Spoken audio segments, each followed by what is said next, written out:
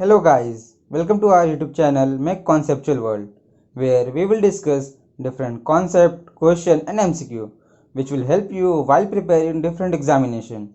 So today's topic is practical ammonia water refrigeration system. So without wasting any time, let's begin.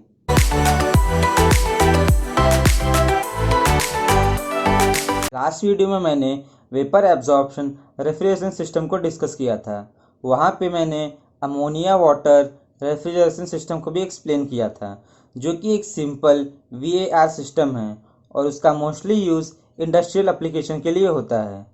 लेकिन जो practical ammonia water refrigeration system है जो कि industry में use किया जाता है, वो स्लाइटली डिफरेंट होता है और जो प्लांट की इकोनॉमी और एफिशिएंसी को इंक्रीज़ करने के लिए यहाँ पे कुछ डिवाइसेस का और यूज़ किया जाता है, जिसकी वजह से जो मेरा इंटायर प्रोसेस है वो थोड़ा कॉम्प्लिकेट हो जाता है। तो हम यहाँ डिस्कस करेंगे practical vapour absorption refrigeration system of ammonia and water. तो जो पहला है वो कंपोनेंट है वो एनालाइज़र। सो यहाँ पे ये एनालाइज़र का सेक्शन है। तो एनालाइज़र का काम क्या होता है? To remove unwanted water particle from the vapour refrigerant. तो कंसीडर करते हैं कि ये जो एनालाइज़र है यहाँ पे नहीं है, तो जब पंप से स्ट्रॉन्ग सॉल्यूशन जनरेटर में इंटर करेगा और हम एक्सटर्नल हीट सप्लाई करेंगे, जिसकी वजह से जो वेपर रेफ्रिजरेंट है वो इवेपोरेट हो जाएगा और इवेपोरेट होने के साथ साथ यहाँ पे चांसेस होते हैं कि जो कुछ वाटर पार्टिकल्स हैं वो भी इवेपोरेट हो जाएं और जब ये वाटर पार्टिकल्स एक्सपांशन वॉल से पास करेंगे तो ये यहाँ पे फ्रीज़ हो जाते हैं लो टेम्परेचर की वजह से, और जिसकी वजह से जो पाइप होता है उसमें चोकिंग हो जाता है और जो रेफ्रिजरेंट का फ्लो है वो ब्लॉक हो जाता है। इसलिए यहाँ पे कुछ कंपोनेंट का यूज़ करते हैं कि जिसकी वजह से जो मेरा वाटर फ्रीज एक्सपांशन वॉल में ना हो। तो जो यहाँ से पंप से स्ट्रॉन्ग सॉल्यूशन जनरेटर में इंटर करेगा उसको हम पहले एनालाइज़र से पास करेंगे। तो एनालाइज़र में यहाँ पे सर्टेन नंबर ऑफ ट्रेज होते हैं।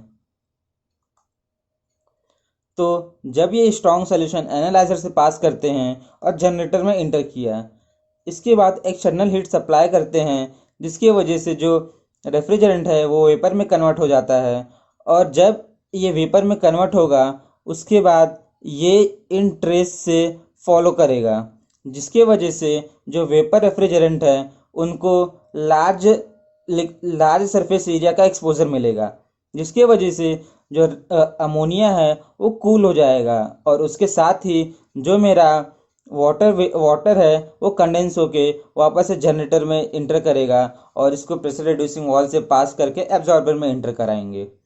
लेकिन जो यहाँ पे एनालाइज़र में वाटर रिमूव का प्रोसेस हुआ ये अराउंड 99% ही होता है।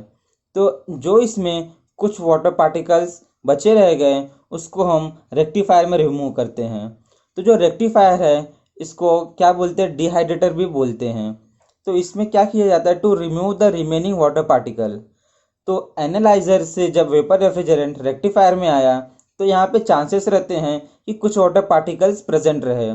तो वाटर पार्टिकल को कम्प्लीटली रिमूव करने के लिए रेक्टिफायर का यूज़ किया जाता है और ये रेक्टिफायर वाटर कूलर होता है, मतलब वाटर सप्लाई करके कूलिंग इफेक्ट प्रोड्यूस किया जाता है।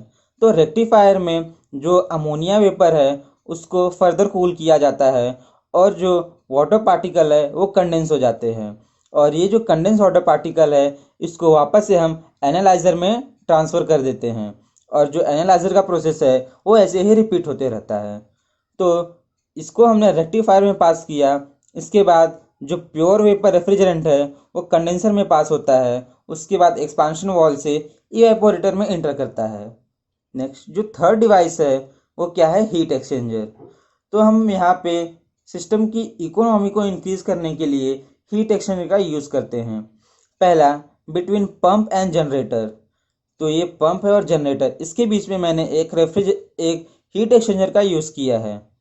तो जो यहाँ पे मेरा वाटर वीक सोल्यूशन प्रेजेंट है उसको मैं प्रेशर रिड्यूसिंग वॉल से एब्जॉर्बर में पास करता हूँ, लेकिन हीट सप्लाई करने की वजह से जो ये वीक सोल्यूशन है ये हीट हो जाता है और जब इसको हम एब्जॉर्बर में पास करेंगे तो जो वीक सोल्यूशन एब्जॉर्बर में प्रेजेंट है उसका टेम्परेचर भी इंक्रीज हो जाएगा, जिसके वजह से high amount of cooling water circulate करना पड़ेगा, जिसके वजह से जो मेरा कूलिंग वाटर की रिक्वायरमेंट है वो इंक्रीज हो जाएगी। और जब यहाँ से मैं स्ट्रॉन्ग सोल्यूशन को पंप से जनरेटर में पास कर रहा हूँ, इस टाइम पे जो मेरा हीट सप्लाई है वो मुझे ज़्यादा करना पड़ रहा है।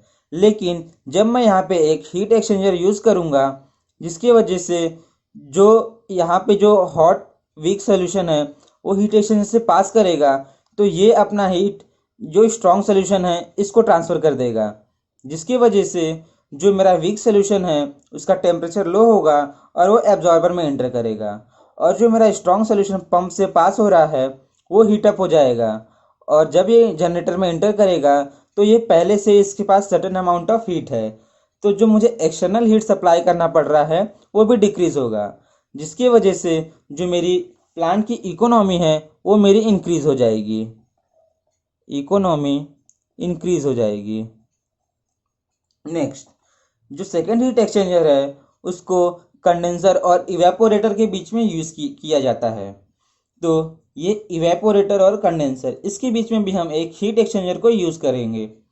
तो जब मेरा जो वेपर रेफ्रिजरेंट है कंडेंसर से पास होकर लिक्विड में कन्वर्ट हो गया, इसके बाद इस जो सब कूलिंग का प्रोसेस है वो यहाँ पे किया जाता है। तो जो हीट एक्सचेंजर है बिटवीन कंडेंसर एंड इवेपोरेटर, इसको सब कूलर भी बोलते हैं।